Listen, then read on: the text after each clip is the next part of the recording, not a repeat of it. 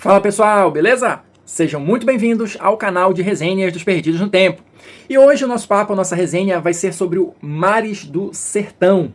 Quem tá ligado no movimento, quem já acompanha o canal há um tempinho, deve lembrar, eu fiz o unboxing do Mares do Sertão, vou deixar aqui no card para quem quiser conferir. E lá no unboxing a gente já deu uma folhada no livro, eu mostrei também o baralho que acompanha, né, o livro, porque já adianto para vocês, Mares do Sertão é um RPG que não utiliza dados, utiliza um baralho próprio, um baralho específico, que a gente vai comentar aqui também. Então, quem ficou curioso de dar uma olhada em como é que ficou o material, já falei, tem o nosso unboxing aí. E hoje, qual é o nosso objetivo aqui? É dar uma visão geral do jogo para vocês. Claro, o Mares do Sertão, muito embora ele tenha um sistema mais simples, sem ser simplório, isso é importante, ele tem ali os seus detalhes, as suas minúcias, então aqui eu vou tentar dar a visão geral para vocês de como é que ele funciona, como é que é a estrutura do jogo, um pouquinho de sistema e tudo mais. Mas já desde logo me coloco à disposição para, caso vocês tenham interesse, a gente explorar pontos específicos aqui com mais detalhes. Basta vocês se manifestarem aí nos comentários que a gente vai selecionando aqui coisas para aprofundar aqui para quem tiver interesse em conhecer mais sobre esse jogo, beleza? Então, para a gente começar já a mergulhar no nosso conteúdo aqui, algumas informações gerais sobre o livro. O Mares do Sertão ele vai ter aproximadamente 126 páginas em preto e branco, capa cartonada, e ele é uma publicação da Caju Art Studio com o Covil Lúdico, beleza? Aqui, olha, na primeira orelha do livro, a gente vai ter a apresentação da equipe, dos criadores do jogo, e aqui no final, na segunda orelha, a gente vai ter um resumo das jogadas de ação, né? De como você vai utilizar o baralho para decidir, né? O que a sua personagem quer fazer, se deu certo, se deu errado, enfim. É só um resuminho aqui, mas acredito que seja bastante útil na hora do jogo ali, até você fixar bem as regras. Mas assim, o que a gente tem para comentar sobre o livro em si, sobre o jogo, sobre o Mares do Sertão? Uma coisa que eu acho que resume bem o jogo é justamente, olha, o que está aqui na contracapa do livro. Então eu vou ler esse trechinho aqui para vocês, olha só. Quando o sertão virar mar e o mar virar sertão, as heroínas serão águas que trarão revolução. Mares do Sertão é um RPG de baralho, de fantasia e nordeste inventado. Mares te leva a nordestes fantasiosos e te coloca no papel de uma revolucionária para transformar as realidades em sua volta em coisa diferente. O mundo que tu vai jogar e inventar é a tua imaginação que vai criar, e tudo que tu precisa é de um baralho e companhia para jogar. Vocês devem ter percebido que a escrita é meio rimada, e isso obviamente é proposital.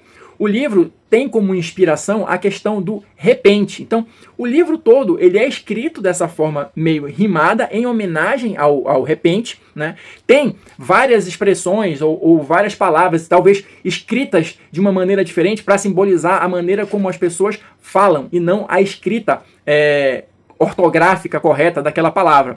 Mas assim, isso eu achei um ponto extremamente interessante do livro. Ele não torna a leitura cansativa de jeito nenhum, torna uma leitura mais leve, mais divertida e, claro, já vai te ajudando ali de alguma maneira a entrar no clima do jogo.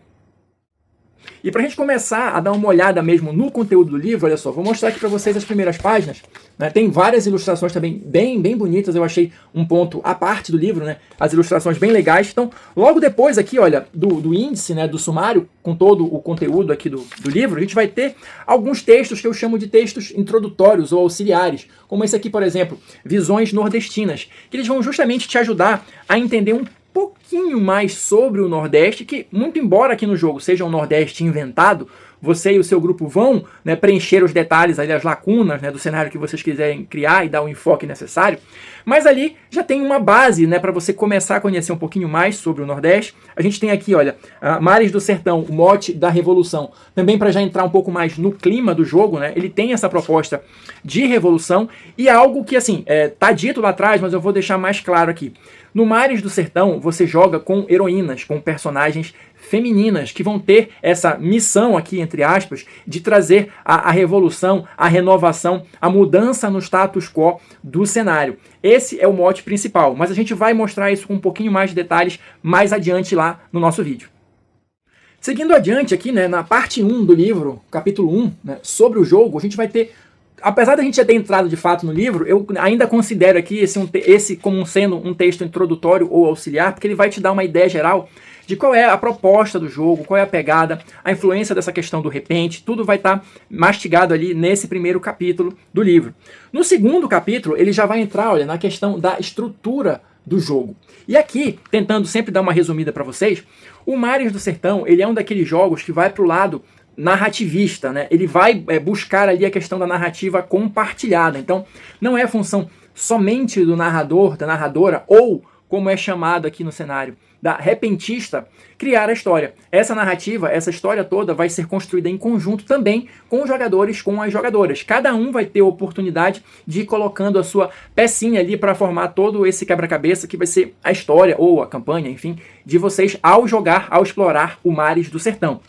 Uma coisa que é interessante de mencionar também, olha, ao longo do livro, sempre que vocês tiverem aqui essa caixinha cinza escura, vai ser um exemplo prático do jogo. Então, querendo ou não, ele acaba se tornando bem didático, porque ele vai explicando um pouquinho como é que funciona e vai dando sempre alguns exemplos para você já entendendo mais ou menos como é que as coisas funcionam na prática. Outro ponto que vai estar abordado aqui nesse capítulo, justamente por ser da essência da estrutura do jogo, é o que ele chama aqui, olha, de os pilares do Mares. E quais são os pilares do jogo? Né? Quais são os pontos principais, essenciais aqui? O primeiro ponto que ele vai destacar é a questão da tríade dos resultados. Mares do Sertão é um daqueles jogos que vai trabalhar com a questão da graduação do sucesso. Então você não vai ter simplesmente conseguir ou não conseguir. Falhei ou fui bem sucedido. Não. Dependendo do seu resultado, existe uma pequena graduação ali. Ou seja, dentre as possibilidades de resultado para cada ação que você tentar fazer, você pode ter o sucesso, a falha ou o sucesso com complicação. E eu vou comentar mais na frente no vídeo um pouquinho sobre o sistema, para vocês entenderem como é que isso funciona. Mas só guarda aí essa informação, beleza? O segundo pilar do jogo é o que ele traz aqui como sendo, olha, a trindade do julgamento e o poder da escolha. A trindade do julgamento é, basicamente, se você já assistiu o Alto da Compadecida, né, já leu, já assistiu o filme, a série, enfim, você já tem aquela ideia que essa produção apresenta pra gente da Santa, do Cristo e do Cão. E aqui a trindade de julgamento é mais ou menos nessa linha. Cada uma dessas figuras, né, vai julgar as suas ações. E isso vai estar refletido também no sistema. Calma lá, que tudo tem a sua hora. E o poder de escolha, isso eu achei uma das coisas mais interessantes também, é o seguinte: quem vai definir qual é o resultado, né, é você. E dependendo do resultado que você escolher, isso vai estar mais próximo da Santa, do Cristo ou do Cão. Mas eu vou chegar lá e vou comentar isso com um pouco mais de detalhes. Prometo. Só segura aí. E o terceiro e último pilar aqui do jogo é justamente a questão do baralho das cartas. Afinal, tudo é decidido utilizando o baralho. Até mesmo a criação de personagens, a ficha, vai estar vinculada à questão do baralho. Você não vai ter aquela ficha padrão, né, do RPG com todas as estatísticas da sua personagem anotada no papel. Você até pode fazer isso para facilitar a sua vida, ou enfim. Mas a ideia do jogo é que tudo esteja contido nas cartas. Avançando aqui para o terceiro capítulo dessa primeira parte do livro, a gente vai ter aqui o famoso e tão falado já baralho de jogo. Você deve estar aí se perguntando, mas como é que funciona isso? Como é que funciona a questão do baralho no Mares do Sertão? Aqui a gente vai dar uma primeira visão sobre o baralho, mas eu ainda não vou falar do sistema. Segura aí a ansiedade. Bom, aqui no baralho, como é que vai funcionar? Ele vai fazer uma apresentação de cada um dos tipos de carta, né, e qual é a função delas no jogo. E ele vai começar aqui, olha, falando da anatomia da carta, com todas as informações que vão estar contidas em cada uma delas. Importante, olha, o Mares do Sertão, ele tem um baralho estilizado, com ilustrações também muito bonitas, por sinal, né? São, salvo engano, são 53 cartas, tá? E aqui ele vai explicando onde é que está cada uma informação que vai refletir na questão do sistema do jogo, tá? E para a gente começar aqui, a primeira informação importante é a questão das sabedorias. As sabedorias, elas vão ser assim, muito, entre aspas, o substituto ali da questão dos atributos das personagens. Mas talvez seja mais interessante você encarar como o modo de agir. De que maneira a personagem vai tentar resolver aquela situação. Cada sabedoria vai estar atrelada a um dos naipes do baralho. Então, esse trechinho eu vou ler aqui para vocês para dar uma ideia geral de como é que isso está organizado. Então, o primeiro naipe aqui, espadas, vai estar ligado à questão da valentia. Ou melhor, espadas não, paus, vai estar ligado à questão da valentia. Então, segura aí. É arriscar a vida numa situação sem jeito. É se meter para frente mesmo com arma nos peitos. Valentia é ato de coragem, é ato de ousadia, é enfrentar de frente toda essa gente. A segunda sabedoria, agora sim, né? Espadas, está ligada à esperança. É olhar para frente, é poder sonhar, é pensar o novo, a tecnologia e o ato de inovar. Esperança é ato de desejo, vontade, mudança, transformação, ciência, futuros e renovação. A terceira sabedoria, copas, é piedade. É clamar pelo divino, é sentir o perdão, é agir com a mão no peito, é agir com compaixão, não importando qual seja a intenção. Piedade é humildade, é também ato de fé. é olhar com humanidade até para quem bate o pé. E por último, temos aqui o naipe de ouros e a sabedoria é a tradição. É invocar os acordos e as ordens de muito tempo. É ter respeito e não deixar o passado em desalento. É saber como as coisas são feitas em um lugar e respeitar o que é dado. Tradição é ato de memória, de invocar o passado. É ato de usar da história para enfrentar cada diabo. Outro ponto interessante aqui da questão das cartas, olha, é que elas vão medir até os seus pontos de vida. E aqui, olha, o livro ele sempre vai exemplificando. Quem está acostumado ali a card games, com certeza já viu isso aqui, né? Então, aqui no Mares do Sertão, quando a sua personagem é atingida e você quer marcar ali que ela tem dano, você vai rotacionando a carta, né? Então, cada giro significa menos um ponto de vida. É por isso que eu estou falando para vocês que, em tese, você não precisa da ficha papel ali do seu lado. Tudo você vai resolvendo ali na questão das cartas, tá? E claro, vão existir também as cartas especiais. Então aqui só para dar uma ideia geral, você vai ter ali as cartas de cena, que vão ser as cartas ali com os números, né? E aí isso aqui é que vai representar as suas jogadas, né? Se você vai ter sucesso ou não. E só para dar uma ideia para vocês como é que vai funcionar isso aqui. Os resultados vão ser medidos pelo número da carta que você sortear. Então, se for de 2 a 5, isso representa uma falha. Se for de 6 a 8, isso é um sucesso com complicação. E se for de 9 a 10, isso é um sucesso completo. Mas não é só isso. Vamos chegar lá. Continuando aqui na apresentação das cartas, olha, você vai ter aqui as cartas da Trindade. Aqui vai entrar a questão do julgamento, que eu comentei há pouco, né? Essas cartas sempre vão ficar na mesa e elas vão ter um reflexo no sistema. E existe também a carta da arrepentista, ou da narradora, né? Que vai estar lá misturada entre as cartas de ação, entre as cartas numéricas. E o que isso vai significar em termos de jogo? Toda vez que alguém puxar a carta da arrepentista, isso permite que a narradora tenha uma influência direta na ação. Porque lembra, eu comentei ainda há pouco, que você vai escolher o resultado das suas ações. Mas se você saca ali a carta da arrepentista, ela tem influência direta sobre as ações, né? O resultado das ações, melhor dizendo. Aqui a gente vai ter também, olha, as cartas das personagens, né? Das heroínas. Então as heroínas têm 4 possibilidades e elas representam os ases, né? De cada um dos naipes do baralho.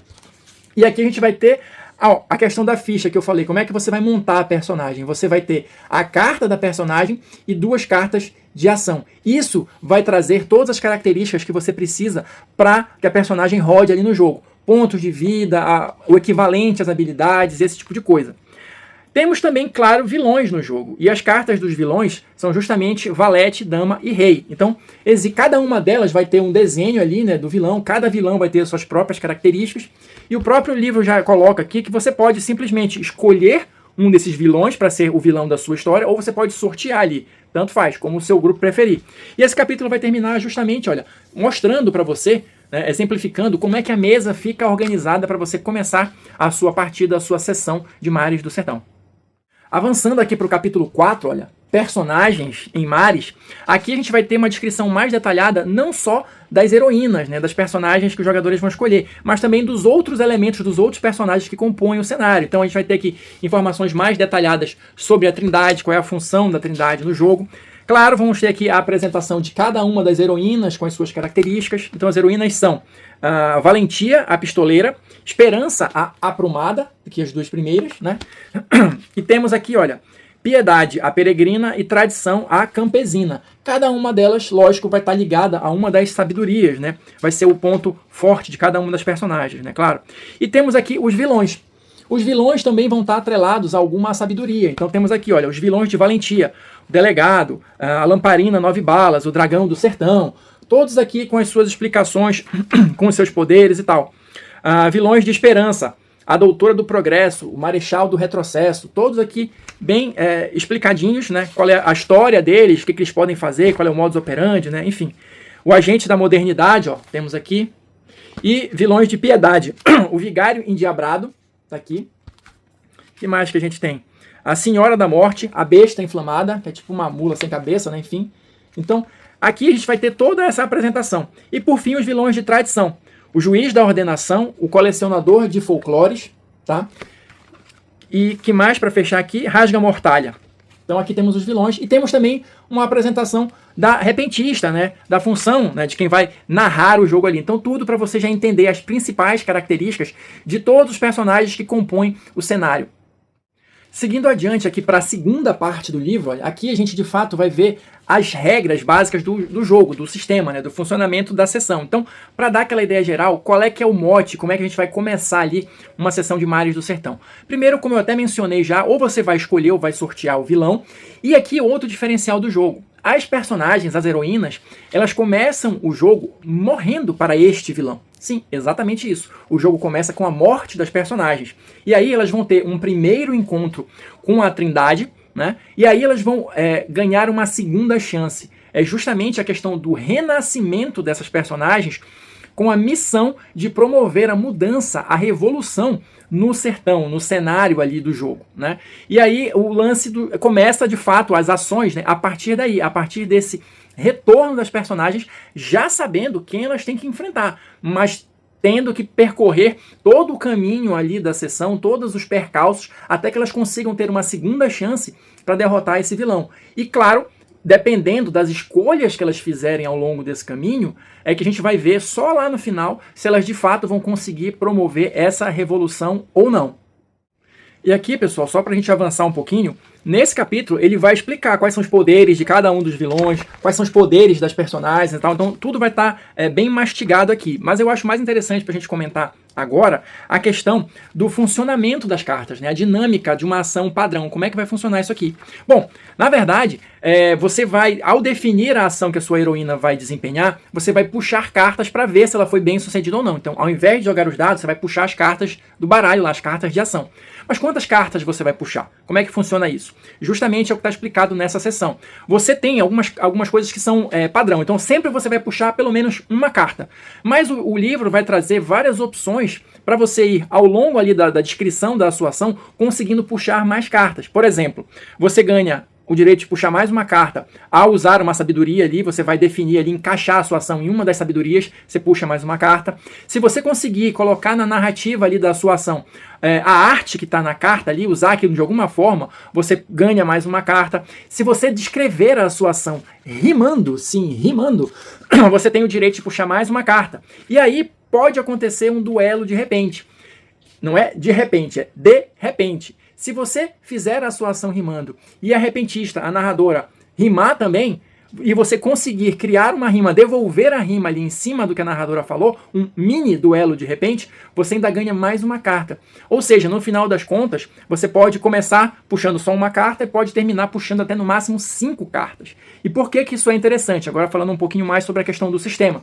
Você vai ter mais opções de escolha. Eu disse lá atrás que você vai escolher o resultado da sua ação, né? Dependendo do número que sair na carta, você já sabe se é falha, se é sucesso ou se é sucesso com complicação. Mas por que eu escolheria uma falha? Por que eu não escolho sempre sucesso? Aqui vem outra sacada que eu achei bem interessante do jogo. Cada carta que você escolhe, ela vai para a pilha de uma das figuras da Trindade. Então, se você escolher, se não me engano, se você escolher falha, vai sempre para a Santa. Se você escolher falha com complicação, vai para o Cristo. E se você escolher sucesso, vai para o Cão. A sua ação vai ter o resultado que você escolher, mas lá no final da história, depois do confronto com o vilão, a gente vai contar quantas cartas tem em cada pilha. Então, se você escolher sempre sucessos, todas as suas cartas vão para a pilha do Cão, por exemplo. E aí, vocês vão ser bem-sucedidas nas ações, mas vocês, no final das contas, não vão conseguir trazer a revolução para o jogo. Então, a ideia é justamente você ter uma certa dose ali de estratégia, de saber que horas que você vai utilizar um sucesso, uma falha ou um sucesso com complicação, para lá no final você ter cartas suficientes para, de fato, você conseguir trazer a revolução para o cenário. E aqui, ó, só para mostrar para vocês, ó, nessa seção aqui, o final da revolução, ele vai dizer o que acontece se tiver mais cartas em cada uma das pilhas, qual vai ser o resultado final. Vocês podem, como eu falei, ter sido bem-sucedidas no cumprimento da missão, por exemplo, mas isso não foi suficiente para mudar o status quo, né? E aqui, ó, não existe a opção de empate, então tem regras também para você desempatar ali se a quantidade de cartas for igual em alguma das pilhas. Então, eu achei essa mecânica bem diferente, bem interessante, ainda não tive a oportunidade de testar em mesa, mas já estou muito afim. E para a gente já encaminhando para o final desse vídeo, o que a gente vai ter além do que eu já comentei aqui. Nos últimos capítulos do livro, a gente vai ter, olha, algumas mecânicas avançadas, ou seja, um conjunto de regras opcionais para aqueles que gostam de um pouco mais, um sistema um pouquinho mais pesado, um pouquinho mais cheio de detalhes e tal. Você vai ter opções de regras aqui para você utilizar no seu jogo. Além disso, você vai ter também um capítulo falando sobre a possibilidade de você jogar sozinho. Então, temos regras aqui para quem gosta de RPG solo, para de repente ter uma partidinha aqui do Mares do Sertão. De repente até rola aqui no canal, se vocês tiverem interesse de ver como é que funciona aí a mecânica da coisa, só se deixar aí nos comentários que a gente vai vendo essa possibilidade. E o livro termina com mais alguns textos, olha, que vão te ajudar a entender um pouquinho mais da proposta do jogo e do Nordeste em si. Achei bem interessantes esses textos, de fato, eles são bem auxiliares para quem não conhece, para quem não tem muita familiaridade com a cultura nordestina. Com certeza isso aqui já pode servir de início, né, para despertar o seu interesse e pesquisar cada vez mais e conhecer cada vez mais essa região do nosso país. Então é isso, pessoal. Vou ficando por aqui. Espero que vocês tenham curtido saber um pouquinho mais sobre o Mares do Sertão. Quem assistiu o vídeo até agora, muito, muito obrigado. Deixe aí o seu like, seu comentário para eu saber se vocês curtiram, não curtiram, querem ver mais sobre o Mares do Sertão aqui no canal. Estou à disposição, apenas manifestem-se, beleza? E no mais, a gente se encontra na próxima resenha.